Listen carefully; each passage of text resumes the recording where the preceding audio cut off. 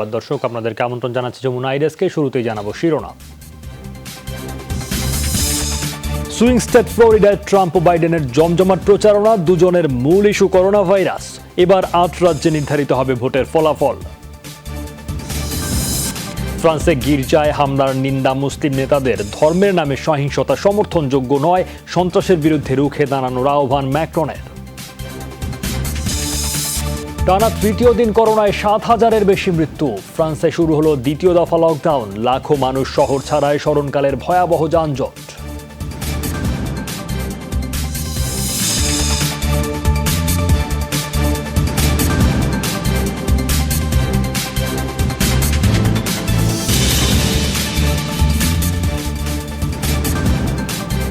এসব খবরের বিস্তারিত নিয়ে সাথে আছি সৌমিত্র শুভ্র। আর 4 দিন পরেই ভোট যুক্তরাষ্ট্রে। কে যাবেন হোয়াইট হাউসে? ডোনাল্ড ট্রাম্পই ফিরবেন দ্বিতীয় মেয়াদে, নাকি জো বাইডেনের হাত ধরে ফিরবে ডেমোক্র্যাটরা? থাকছে মার্কিন নির্বাচনের খবর।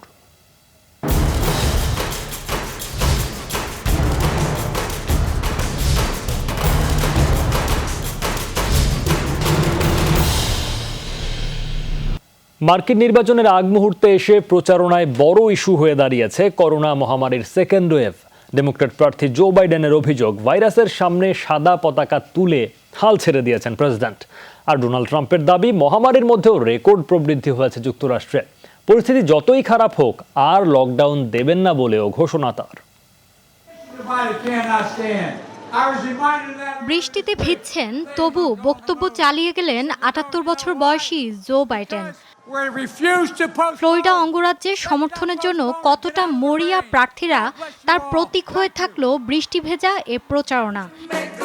সবচেয়ে গুরুত্বপূর্ণ সুইং স্টেট ফ্লোরিডায় বৃহস্পতিবার দিনভর প্রচারণা চালান ডেমোক্র্যাট প্রার্থী। অভিযোগ করেন, মহামারী নিয়ে হাল ছেড়ে দিয়েছেন প্রেসিডেন্ট। ডোনাল্ড ট্রাম্প সাদা পতাকা তুলে দিয়েছেন, লাখো পরিবারকে ঝুঁকির মুখে রেখে আত্মসমর্পণ করেছেন, আর বলে বেড়াচ্ছেন, আমি নাকি অর্থনীতির চাকা থামিয়ে দেব। আমি চাকা থামাবো ঠিকই, তবে সেটা ভাইরাসের।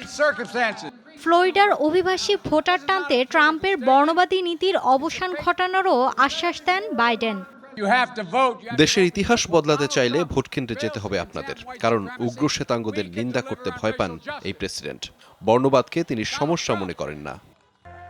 একই দিন ট্রাম্পও প্রচারণা চালান ফ্লোরিডায়। করোনা সতর্কতা যেখানে বাইডেনের সমাবেশে হাতে গোনা কয়েকজন, ট্রাম্পের সমাবেশ সেখানে লোকে লোকারণ্য। জনমত জরিপে অনেকটা পিছিয়ে থাকলেও আত্মবিশ্বাসের কমতি নেই রিপাবলিকান প্রার্থীর।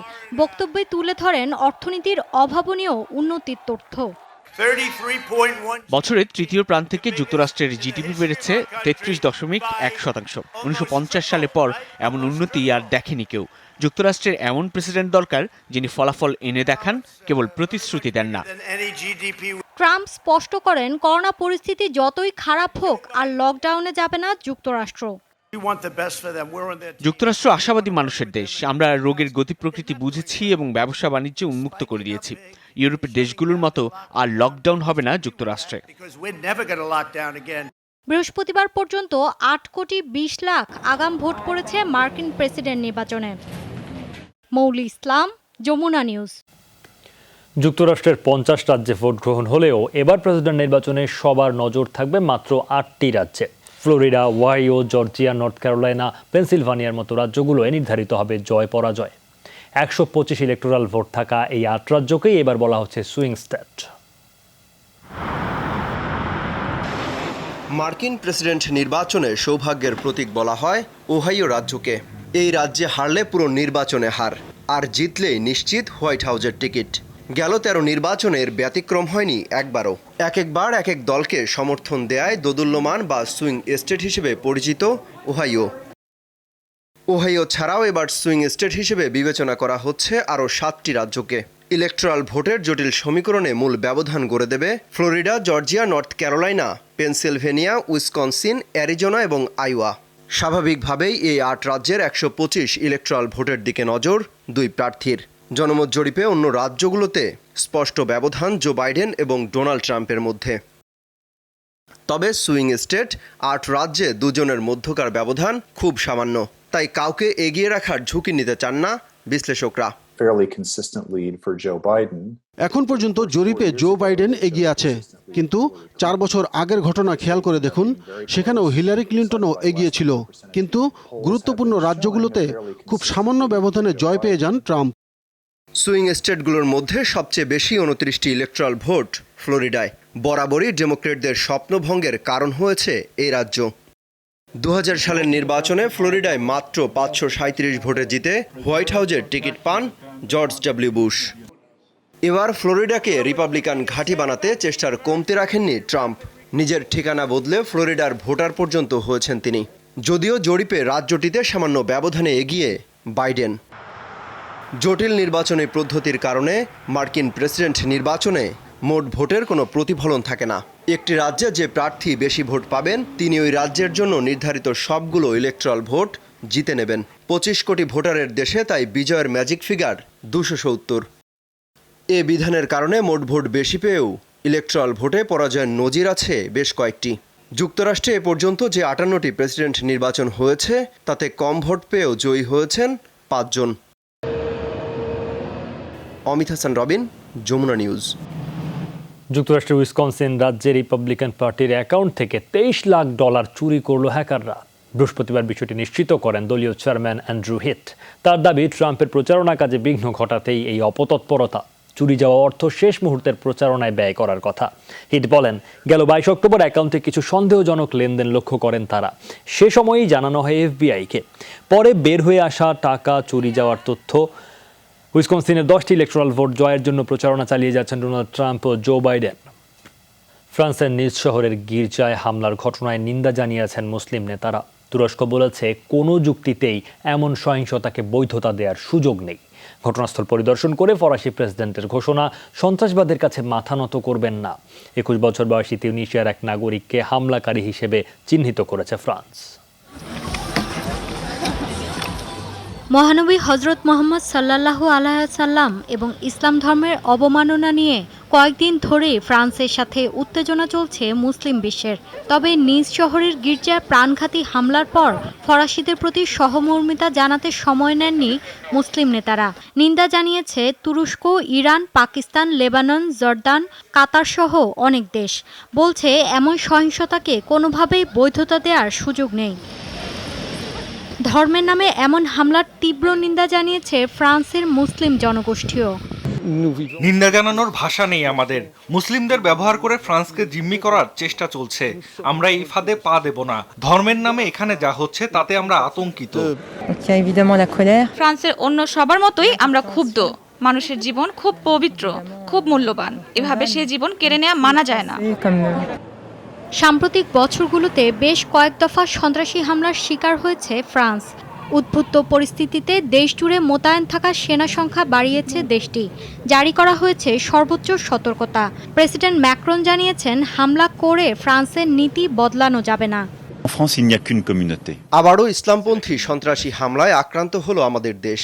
এ হামলার কারণ আমাদের মূল্যবোধ, মুক্ত চিন্তায় বিশ্বাস করা এবং কোনো সন্ত্রাসী চিন্তার কাছে মাথা নত না করা। আমি আবারও স্পষ্ট করতে চাই, ফ্রান্স তার বিশ্বাস থেকে এক বিন্দু পিছু হটবে না। ধর্ম, বর্ণ নির্বিশেষে সব ফরাসির ঐক্যবদ্ধ হওয়ার সময় এখন। বৃহস্পতিবার সকালে নিসের নটরডেম ক্যাথেড্রালে ছুরিকাঘাতে প্রাণ যায় 3 জনের।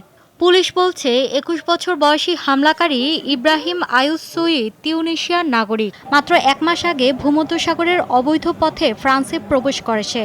হামলার সময় তার কাছে 3টি ছুরি এবং কোরআন শরীফ ছিল। গুলিবিদ্ধ অবস্থায় আটক হামলাকারী বর্তমানে চিকিৎসাধীন আছে হাসপাতালে। মৌলি ইসলাম, যমুনা নিউজ। নানা আনুষ্ঠানিকতার মধ্য দিয়ে মুসলিম দেশগুলোতে পালিত হয়েছে পবিত্র 12ই রবিউল আউয়াল। ধর্মীয় ভাবগাম্ভীর্যের মধ্য দিয়ে মহানবী হজরত মোহাম্মদ সাল্লাল্লাহু আলাইহি ওয়াসাল্লামকে স্মরণ করেন মুসল্লিরা। ঈদে মিলাদুন্নবী উপলক্ষে মধ্যপ্রাচ্য এবং এশিয়ার বিভিন্ন দেশে ধর্মীয় আলোচনা, শোভাযাত্রার আয়োজন করা হয়। এদিন ফিলিস্তিনের আল আকসা মসজিদে মহানবীর সম্মানে ছিল দোয়া মাহফিলের আয়োজন। বিশ্বে মুসলিমদের ওপর নির্যাতন বন্ধের পাশাপাশি শান্তি কামনা করা হয়।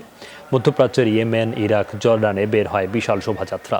ঈদে মিলাদুন্নবীর সমাবেশ থেকে ফ্রান্সের বিরুদ্ধেও ক্ষোভ জানান ধর্মপ্রাণ মুসলমানরা। বলেন, মহানবীকে নিয়ে কোনো ধরনের অসদাচরণ সহ্য করা হবে না। ইহুদি বিদ্বেষী মন্তব্যের কারণে ব্রিটেনের লেবার পার্টির সাবেক প্রধান জেরেমি করবিনকে দল থেকে বহিষ্কার করা হয়েছে। বৃহস্পতিবার এই সিদ্ধান্ত জানায় প্রধান বিরোধী দল। এদিন সকালে ব্রিটেনের মানবাধিকার কমিশনের প্রতিবেদনে বলা হয়, করবিনের আমলে লেবার পার্টিতে ইহুদিদের বৈষম্য ও হয়রানি করা হয়। ভুল স্বীকার না করে উল্টো ওই প্রতিবেদনে অতিরঞ্জনের অভিযোগ তোলেন করবিন। এরপরই সাবেক দলীয় প্রধানকে বহিষ্কারের সিদ্ধান্ত জানায় লেবার পার্টি, যদিও দলের সিদ্ধান্তকে রাজনৈতিক বলে অভিহিত করেছেন করবিন। 1983 সাল থেকে লেবার পার্টির হয়ে পার্লামেন্টে প্রতিনিধিত্ব করে আসছেন তিনি। সবশেষ গত বছরের নির্বাচনে তার নেতৃত্বেই অংশ নেয় দল।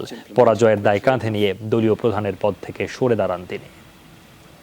24 ঘন্টায় করোনা ভাইরাসের রেকর্ড 5,40,000 নতুন সংক্রমণ শনাক্ত হলো বিশ্বে। মোট আক্রান্ত ছাড়িয়েছে 4,53,00,000। দৈনিক হিসাবে টানা তৃতীয় দিনের মতো 7,000-এর ওপর মৃত্যু হলো বিশ্বে। মোট প্রাণহানি 11,86,000-এর কাছাকাছি। বৃহস্পতিবারও 1,000-এর বেশি মৃত্যু দেখল যুক্তরাষ্ট্র। দেশটিতে মোট প্রাণহানি 2,34,000 ছাড়ালো। দৈনিক সংক্রমণ শনাক্ত হলো রেকর্ড 91,000-এর বেশি। মার্কিন মুলুকে মোট আক্রান্ত 92 লাখের ওপর। এদিন ভারত ও ব্রাজিল 550-র বেশি মৃত্যু দেখেছে কোভিড-19-এ। তৃতীয় সর্বোচ্চ 500-র কাছাকাছি প্রাণহানি হয় মেক্সিকোয়। করোনা মহামারীর সেকেন্ড ওয়েভ ঠেকাতে দ্বিতীয় দফা লকডাউন শুরু হলো ফ্রান্সে।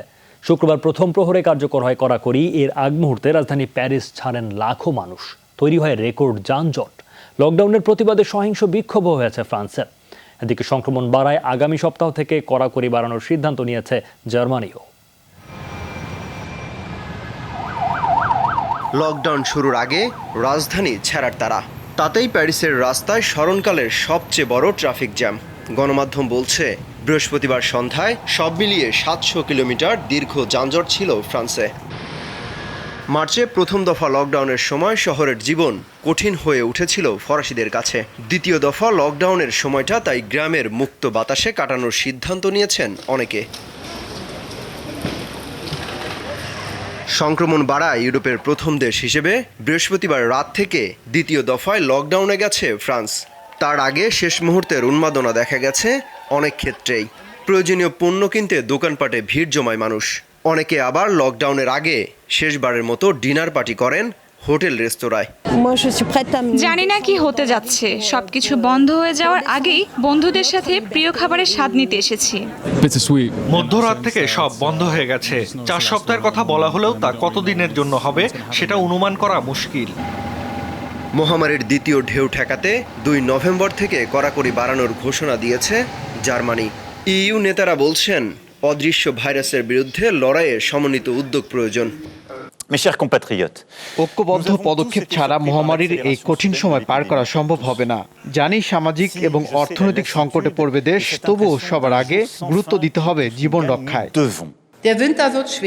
এই মহামারী স্বাস্থ্য, অর্থনীতি, সামাজিক, রাজনৈতিক এবং মানসিক পরীক্ষার মধ্যে ফেলেছে সবাইকে। এমনকি অস্ত্র ছাড়াই যুদ্ধ করে যেতে হচ্ছে বিশ্বকে। তাই দেশের প্রতিটি নাগরিককে শ্রদ্ধার সাথে বিধিনিষেধ মেনে চলতে হবে। নতুন করে বিধিনিষেধ আরোপের সিদ্ধান্ত অবশ্য ভালোভাবে নেননি অনেকেই। কড়াকড়ি আর লকডাউনের প্রতিবাদে সহিংস বিক্ষোভ হয়েছে সুইজারল্যান্ড, স্পেন, ফ্রান্স, ইতালি সহ বিভিন্ন দেশে। অমিত হাসান রবিন, যমুনা নিউজ। ইউরোপগামী নৌকাডুবিতে কমপক্ষে 140 জন অভিবাসীর মৃত্যু হয়েছে। বৃহস্পতিবার জাতিসংঘের অভিবাসী বিষয়ক সংস্থা IOM জানায় এই তথ্য। সেনেগাল উপকূলে এই নৌকাডুবি ঘটে। নৌকায় 2 শতাধিক অভিবাসন প্রার্থী ছিলেন। IOM জানায়, সেনেগাল উপকূলের বোর শহর ছেড়ে যাওয়ার পর নৌকাটিতে আগুন ধরে এবং তা ডুবে যায়। 60 জনকে উদ্ধার করা হয়েছে। ধারণা করা হচ্ছে অভিবাসীদের নিয়ে নৌকাটি স্পেনের ক্যানারি আইল্যান্ড হয়ে ইউরোপে পৌঁছানোর লক্ষ্য নিয়ে যাত্রা করেছিল। 2018 সাল থেকে অবৈধ পথটি মানব পাচারের জন্য বেশ জনপ্রিয়। জাতিসংঘ জানায়, এটি 2020 সালে নৌকাডুবিতে অভিবাসী মৃত্যুর সবচেয়ে ভয়াবহ ঘটনা। আফগানিস্তানের হেরাত প্রদেশে কারাগারের দাঙ্গায় কমপক্ষে 8 কয়েদি নিহত হয়েছে। বৃহস্পতিবার রাতের এই ঘটনায় আহত নিরাপত্তারক্ষী সহ আরও 12 জন। কর্তৃপক্ষ বলছে, কারাগারের ভেতরে পরিষ্কারের সময় বাধা দেয় বন্দীরা। এই সময় নিরাপত্তারক্ষীরা চড়াও হলে পাল্টা হামলা চালানো হয় তাদের ওপর। ধারণ ক্ষমতার তুলনায় বেশি কয়েদি থাকায় আধিপত্য বিস্তার নিয়ে প্রায়ই দাঙ্গা হয়। প্রশাসন বলছে, কারাগারটিতে 2000-এর মতো কয়েদি রয়েছে। গেল বছরও একই কারাগারে দাঙ্গায় 4 জনের প্রাণ যায়। ভিয়েতনামে টাইফুন মোলাভের প্রভাবে ব্যাপক বৃষ্টি ও ভূমিধসে কমপক্ষে ২১ জন মারা গেছেন। বৃহস্পতিবারের দুর্ঘটনায় নিখোঁজ অনেকে। দুর্যোগ ব্যবস্থাপনা বিভাগ বলছে ২ দফা ভূমিধসে ৫৩ জন নিখোঁজ রয়েছে। কাদামাটির নিচ থেকে এ পর্যন্ত উদ্ধার করা হয়েছে ১৯ জনের মরদেহ। ধারণা করা হচ্ছে সেখানে আরও ৪৫ জনের দেহ চাপা পড়ে আছে। প্রশাসন জানায় প্রতিকূল আবহাওয়ার কারণে উদ্ধার তৎপরতা ব্যাহত হচ্ছে। উপকূলের কয়েক লাখ মানুষকে নিরাপদ আশ্রয়ে সরিয়ে নেওয়া হয়েছে।